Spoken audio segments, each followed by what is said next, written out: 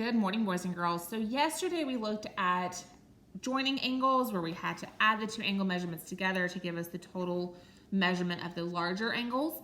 Today we're going to take it a step further and separate angles. So we're going to start just a little bit nice, looking at the bigger angle measurement that we have, this obtuse angle, taking into consideration that it is separated into two smaller angles. One of those is 75 degrees, the other is what we are looking for. So with joining angles, we added angles, and separating angles, we're going to subtract angles in order to get the total measurement. So looking at our bigger angle measurement, our larger angle measurement, we have 110 degrees. We are going to take away the 75 degrees, and that will leave us with our missing measurement. In working this out, we need to do a little bit of borrowing, carrying over, and then ultimately we are going to get an angle measurement of 35 degrees. Now, one thing I will kind of preview before we get going in separating angles, again, it is ultimately subtracting. However, in yesterday's assignment, you looked at adding 3 different angles to give you the larger measurement. Today, you're gonna have the larger measurement and you are still gonna have to find a missing angle within that third angle. So you're gonna have to add and then subtract, but I promise we will work through it together. We'll do some practice and then we'll talk about your assignment for today. So in considering and taking into our new information of the separating angles, we're gonna look back at what we talked about yesterday with angles having letters. Again, those letters are going to give the angles names.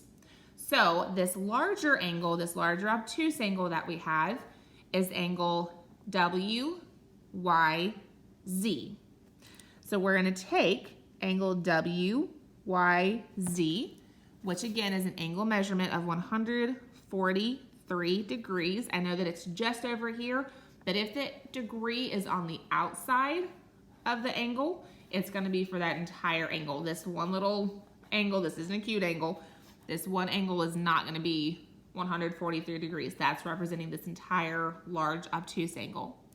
The other angle measurement that we do have is angle TYZ, which is 75 degrees. Again, with your angle names, make sure that vertex is always in the middle. So we're going to take angle TYZ. We are still separating these angles. So we're going to take our 143 degrees and we're going to subtract our 75 degrees. And we are looking for angle WYT. This is the angle that we are missing that we need to find. So I'm going to make a little note down here of WYT is that angle we are looking for. With our subtraction, again, we do need to do a little bit of borrowing, a little bit of carrying over. And then once that is all said and done, we are going to get an angle measurement of 68 degrees. So the measure of angle WYT is 68 degrees. So with separating angles, whenever it has the larger measurement and then one of the smaller measurements, you are just going to have to subtract those two together to give you the total. However, there are going to be times where you are given angles, and instead of it just being separated into two smaller angles, it's going to be separated into 3 or even more. So let's take a look at one of those examples right here. But again, we're going to work through it together.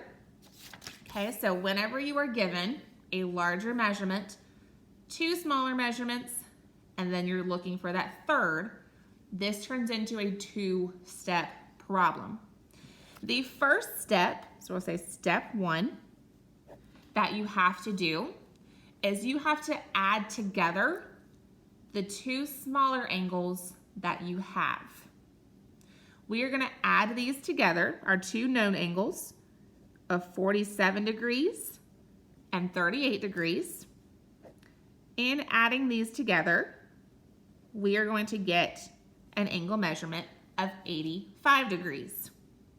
Now that we know what these 2 angles, these 2 smaller angles added together equal to, we can now take this information away from our larger obtuse angle to give us our missing measurement.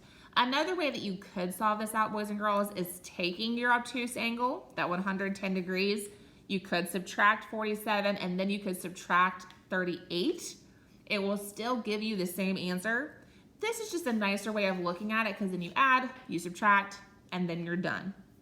So step 2, again, we're going to take that newfound information of the 85 degrees, and that is what we are going to take away from 110. So that 85 degrees is going to come right over to step 2. That 47 and 38, they've done their job. They are not needed anymore in order to help us find our final answer. Going through, borrowing, carrying over, we are going to end up with an answer of 25 degrees. So angle X, our missing angle, is equal to 25 degrees. With your work for today, boys and girls, you're going to go back and practice what we did for the first 2, and then you're going to have a lot more practice with this today, doing your 2 steps. But just like we talked about the other day, you do have examples on top to help you with. These are the examples we just talked through to help you with 1 through 6 on this side. And then on the back, again, going through those 2 steps that we just talked about with separating more than 2 angles, you have 6 of these as well. Okay, so just make sure you're sticking with those 2 steps, add what you have, subtract it from the whole. The combined measure for angles 1, 2, and 3 is not listed on the outside, but the combined measure of each angle below is 120. So if it's helpful, you're always welcome to write what that total measurement is on the outside if that helps you to visualize it a little bit better. And then on the bottom 3, numbers 4 through 6, that angle measurement is going to turn to 180, going to turn into that straight angle, or again, what we talked about, it looking like a line. Okay, so boys and girls, please make sure that you do your best on this, show all your work. Do not forget to fill out the Google form once you are finished.